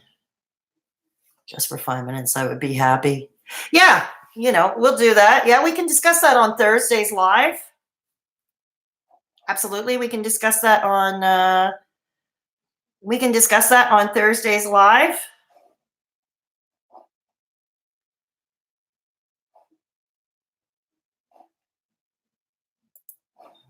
Yep. But I think, but I'll leave it with that. She did a phenomenal job. Petty Page, you know why? She's like a journalist. I don't know if she has help. I know she gets editing help from another guy who runs the channel, Jawbry or Jay Aubrey. She sometimes gets some editing help from him. He's the same guy who helps out the Right Opinion, which is another T channel. Although I don't think he likes to call himself a T channel, but no, anyways. Yeah, but there are some. Yeah, so we can talk about Petty Page's finale. Absolutely. We can talk about that this Thursday, because maybe we'll learn on Twitter if there was any fallout from any of that or anything like that. But yeah, she definitely blew it wide open. Yeah. We'll discuss that. I mean, what did but Annie, just drop me a comment there. What did you think of, Petty Page's finale? How do you think, the way she blew wide open who Spill really was, who the people involved were? We all knew that they were a corporate channel at some point. We were finding out. But you know what I like when they found out? Like the channel, and that's the dead giveaway when you find out, all of Spill's videos were demonetized. And they were all demonetized. And all the videos have pretty much around or over in excess of 1 million views each. Now, according to Petty Page, who knows somebody who has videos that get millions of views, 1 million views, she had averaged that out to about $6,000 US per video. So you have to wonder, 6,000 US per video. That lands up a lot of chump change. So you really have to wonder why, when those videos are demonetized, why they did not file an appeal with YouTube because it's just one click. Apparently, it's easy to do. Because apparently, if you get a strike on a video, or you get a video taken down, or a video is demonetized, you do have recourse. You could ask for a review from YouTube with just one click. You can request a review. And got to think, anybody with all these videos, millions of views, millions of views at about $6,000 a pop, you're gonna bloody well click take the second it takes to click to ask for a review. But they never did. Yeah, there is a lot. Yeah, she did. She showed the receipts all right. Yeah, she did. Corporations and small channels, I mean, one can argue, people like Shane Dawson are incorporated, but that's different. That's much different. Shane Dawson or Jeffree Star being incorporated. Jeffree Star's YouTube channel, he turned out to have a multi-million-dollar cosmetics empire. So, of course, he has to be registered as a corporation or a company, right? Shane Dawson, too, pretty much has to. But Philip DeFranco being another one, Philip DeFranco, they have to be.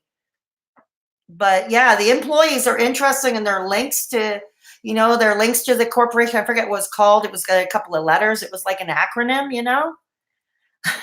I guess we're talking about Petty Page now. Okay, we can continue in this vein. That's okay. That's okay. We can continue in this vein. Why not? So we're on a roll here. Yay. So I love the way Petty Page showed them up. Absolutely. She had their lunch, but I think the smoking gun really is like even 100,000 views. And I've never had even 1,000 views on a video, but if I had 100,000 views and my channel were monetized and they decided to demonetize that video, you better believe I'd be asking for a freaking review. I mean, you lose nothing by asking for YouTube, by getting a YouTube to do a review. You lose nothing. What's the worst they're going to do? They say, no, this is how it stands. We are still not going to monetize that video. You're, at the same place as where you started. There's absolutely nothing to lose. But, there are some people who get a review and they end up winning, There are people who have had their channel struck down, There are people who had their entire channel struck down because of shenanigans. Take Richard from Vegan Gains, for instance. Yeah, okay, that would be cool. That would be cool. Absolutely. Is it T-by? No, T-by Ali didn't cover that. No. But I thought it was, you're gonna, but your body, well, you say there's nothing to lose in asking for a review, and sometimes you can win. Oh yeah, back to what I was saying, Vegan Gains. He had his entire channel struck last January or February. Although there was some good reason for it back in those days. That's my opinion. But anyways, Vegan Gains got his channel reinstated. He asked for a review. He got his channel reinstated. So yes, you can, when you ask for a review, you can prevail and have the decision reversed. So yeah, I got to think, a channel like Spill, 1 million views per video, all of them are demonetized, yet they don't ask for a review. It's like at $6,000 a US a pop. You better believe, it makes more sense to get it. Angela Oikes. I've never heard of her. No, I've never heard of her. But I will definitely take a look at her. Yeah, I know. Vegan videos do, yeah. They all should be reviewed. And for no other reasons, you got to show, don't let yourself be walked all over, Don't let yourself be walked all over or stomped all over. No. She's going to law school. That's cool. My father wanted me to go to law school. Never happened. I couldn't even finish university. I just couldn't function, in that kind of setting. I really couldn't function. Crowded auditoriums, too many people. Couldn't deal. And I couldn't deal with the rigorous pace or the way that the professors were teaching or instructing the courses. Couldn't deal. So I ended up failing my way out. And yeah, I even did get special accommodations for my learning disabilities. I still was never helpful. So yeah, but good for her going to law school. I'm a bit of a legal nerd myself. I look at the old Supreme Court cases and everything, you know. I look at old Supreme Courts, and that's how I know a lot of things, you know, about Canadian law, a little bit about American law, but not so much because obviously I don't live in the United States. Your sister passed up law school. Yeah, from what I hear, it is very difficult. Almost as difficult, I would think, as med school. Not quite as difficult. I don't think anything is as difficult as med school simply because med students have to intern at hospitals. And they, you know, in addition to all their studies and their classwork, they got to work crazy long ass shifts at these hospitals. You know, they got to work crazy long ass shifts. So yeah, nothing is as difficult as med school. Guarantee that. But law school isn't easy either, and it's stressful. I have seen people ending up having to leave law school because they couldn't handle the stressors involved with all of that. They really couldn't handle the stress involved with all of that. No. Yeah.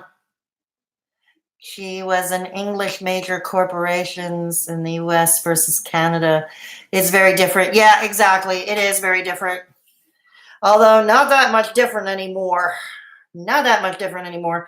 We had a conservative government here for 10 years that was even more conservative than conservative, if that's to be believed, under our old Prime Minister, old Stevie Harper. Glad he's gone. No, he's not gone. We have a different Prime Minister, but we're going to federal election this October. Yay. Yeah. This October, we go to federal election. Yeah. People make an LCC for anything here in the United States. Oh, really? Oh, I didn't know that. Really? Wow. No, I did not know that. I did not know that. Yeah. Yeah. Wow. That's interesting. Uh.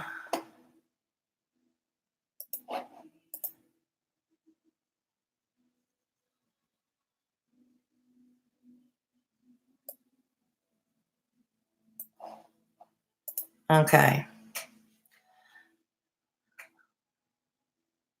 Yeah, it could. It could. It's going to be. Most of us are not predicting a majority government either way come this October. It looks quite well. It could be a minority government. So let's brace ourselves for that.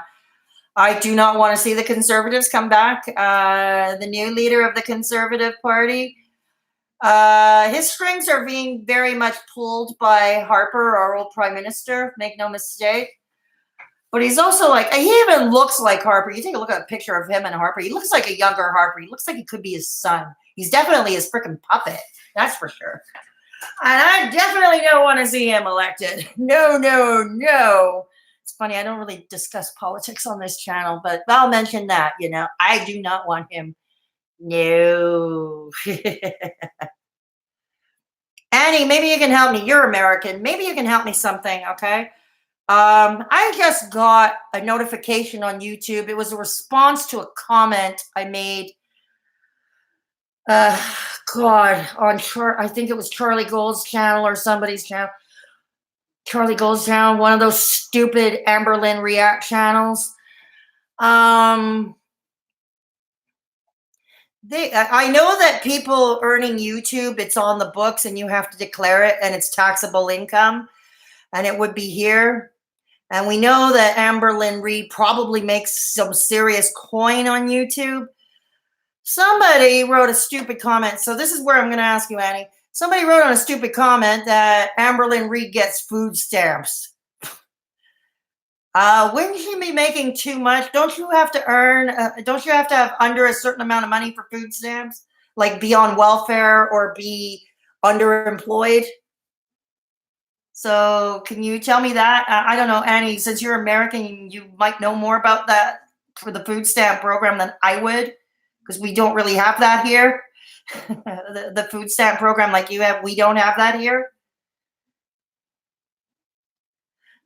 Yeah, that's what I thought. There would have been a cutoff wage.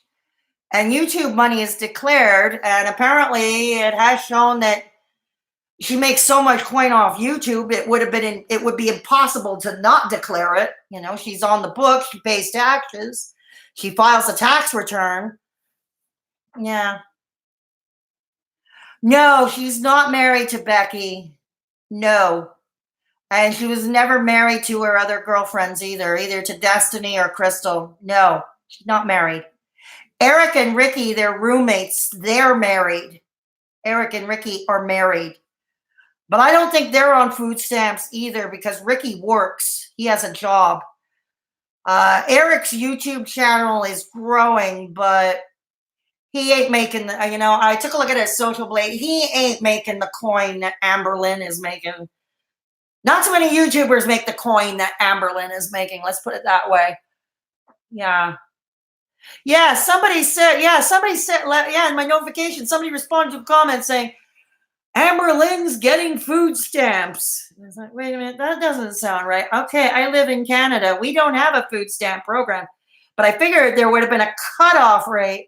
I know here for a lot of our anti-poverty measures, what little there are, things like legal aid or getting welfare or employment insurance, there are certain cutoffs that one has to meet, right? There are some nonprofits, that might offer food vouchers, for instance, for the poor, to use at a specific grocery store, or they go to a food bank, but usually there is a cutoff. There is a cutoff. I would have thought that in America, in the United States, there would have been a cutoff with the food stamps. That's what I would have thought. And the amount of dollars for food stamps is so low. Yeah, that's what I would have thought. Yeah. Because I know that Donald Trump's administration a couple of years back, shortly after he was elected, he was actually making drastic cuts to that program.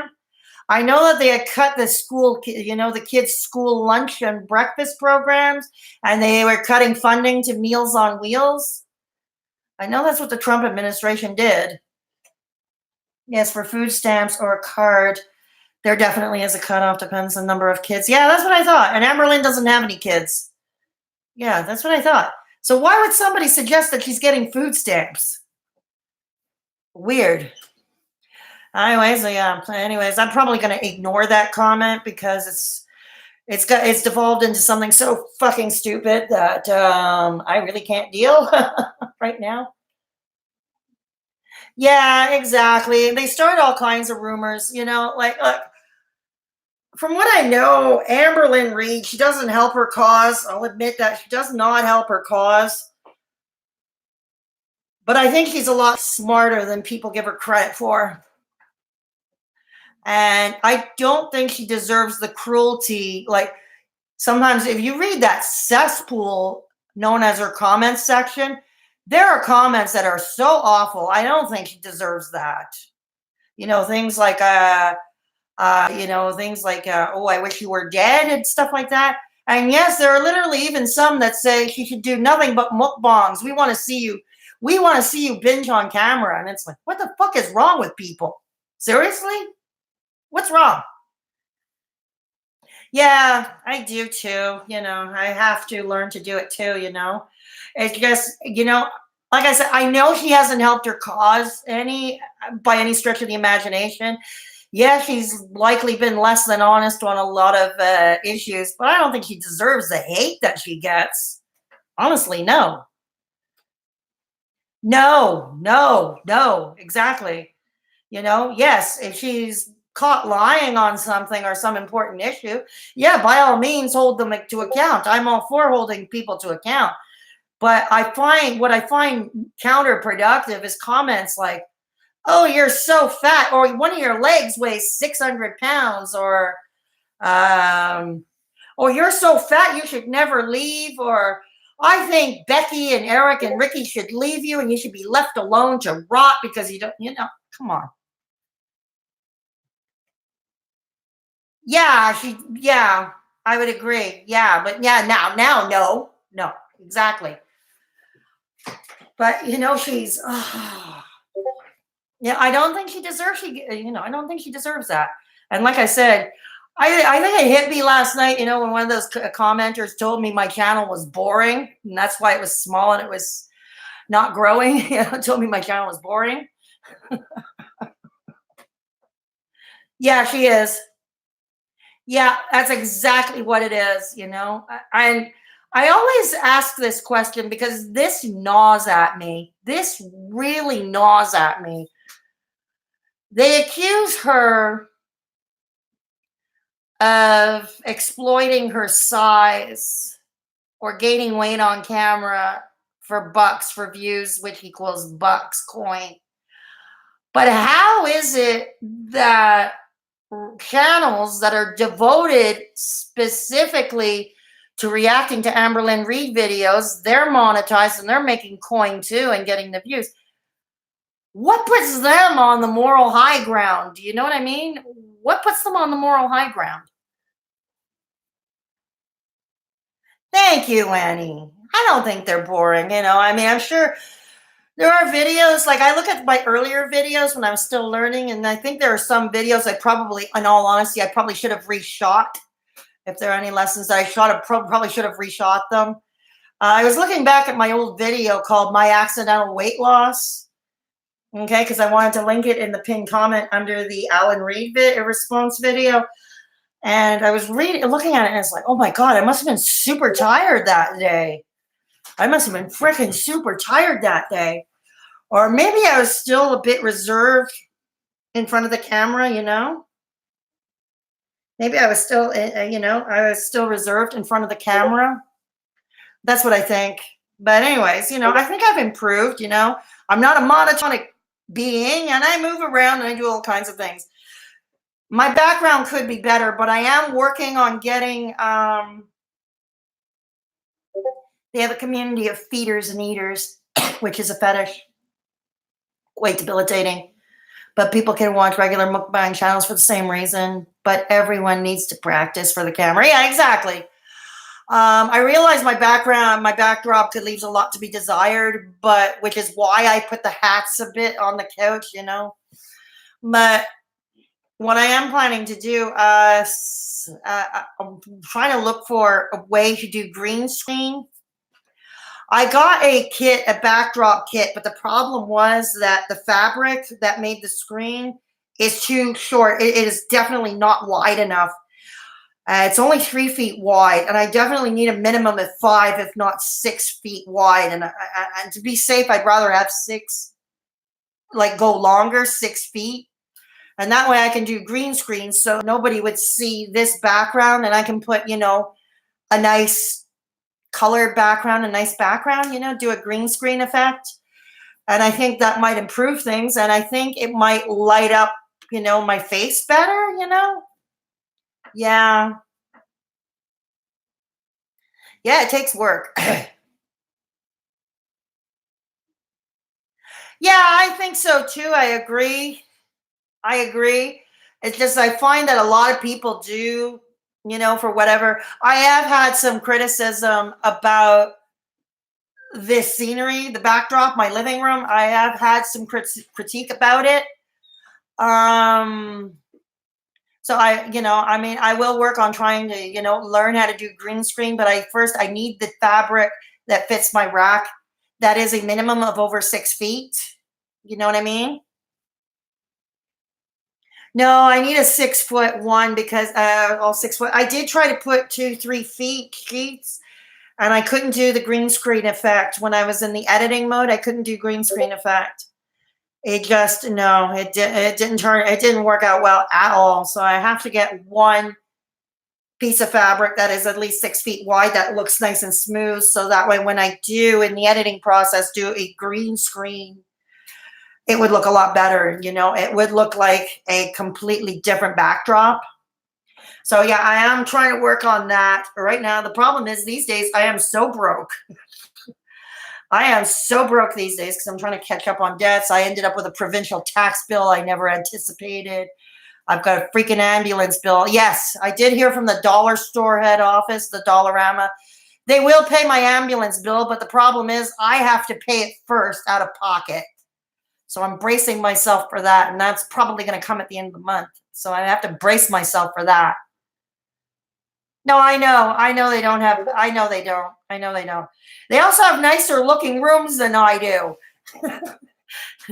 They also have, they also have walls that don't look, they also have walls that don't look as dingy as this one, I know. Yeah, exactly. Oh man. Wow. Oh wow. Oh my. Okay. So, um, yeah, I have to get in touch with them on Tuesday because tomorrow is Labor Day. I can't do anything. The head office will be closed.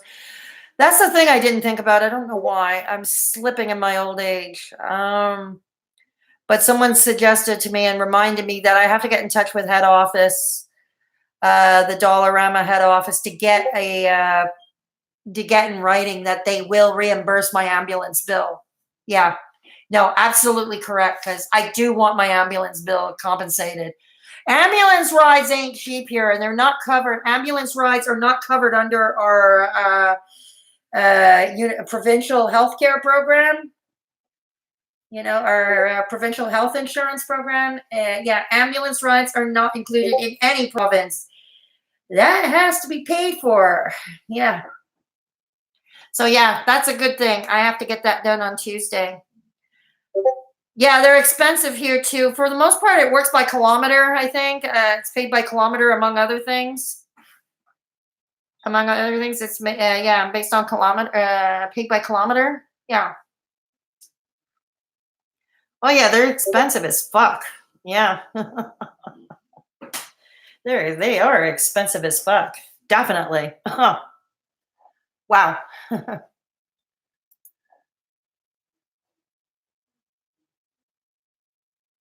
Uh-huh, uh-uh. Okay. Anyways, I'm getting hungry now. I'm getting hungry. I should probably make myself something to eat. I should probably jump off this stream and get something to eat. Thank you for keeping me company, Annie. Yeah, probably I think next time I'm going to skip live streaming. Although other people got live streams on a long weekend. Other guys, I don't know. I don't know. That's something I need to work on. But yeah, thank you so much, Annie, for sticking around.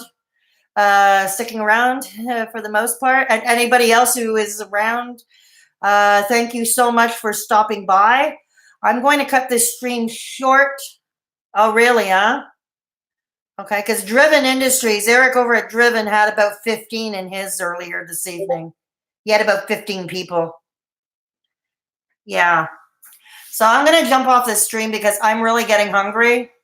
I've got to make something to eat before my blood sugar completely drops, and then it really won't be pretty. I will keep you, like I said, as usual, I'm leaving the stream up. And I will keep you all posted what happens with Mr. Alan Roberts if this live on-camera debate ever happens.